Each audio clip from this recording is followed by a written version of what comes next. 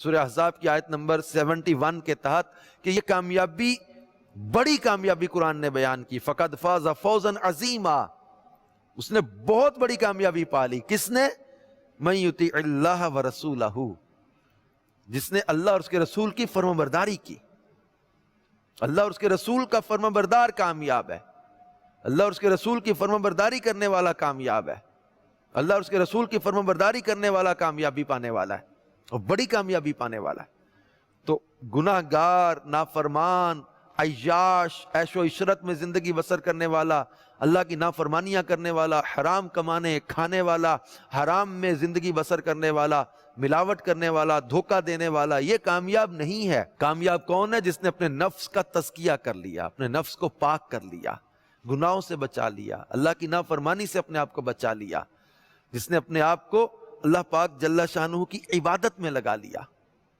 لہذا جو شخص حقیقی کامیابی حاصل کرنا اور ناکامی سے بچنا چاہتا ہے، اسے چاہیے کہ اللہ پاک اور اس کے پیارے حبیب صلی اللہ علیہ وسلم کی اطاعت کر کے اپنے نفس کو برائیوں سے پاک کرے، اپنے نفس کو برائی سے بچائے.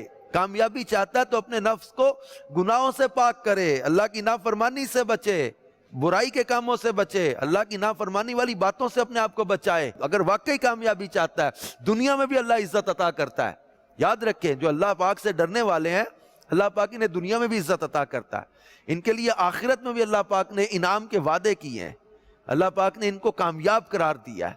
اللہ سے ڈرنے والے، حرام سے بچنے والے، نماز کی پابندی کرنے والے، بے ہدہ باتوں سے بچنے والے، امانت میں خیانت جو نہیں کرتے، وعدہ خلافی جو نہیں کرتے، بے ہدہ باتوں کی طرف نہیں جاتے، بدکاری نہیں کرتے، یہ لوگ ہیں جن کو اللہ پاک نے قرآن پاک میں کامیاب فرمایا ہے، کامیاب قرار دیا ہے.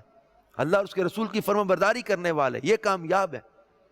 مدنی چینل کے ناظرین، ہم دنیا میں بھی ایسے لوگوں کے بارے میں جان سکتے ہیں جن کی دنیا سنوارنے میں زندگی بسر ہو گئی اور ان کی نہ دنیا سنور سکی، آخرت بھی انہوں نے برباد کر لی.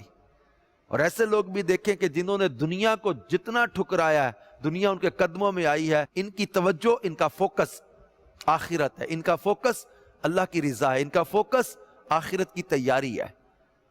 مدنی چینل کے ناظرین، ایسے لوگ گزرے جنہوں نے اللہ کے ڈر سے، گناہ سے اپنے آپ کو بچایا، برائی سے اپنے نفس کو پاک کیا، اپنے آپ کو بچایا. اللہ نے ان کو عزتیں عطا کی، ان کو برکتیں عطا کی.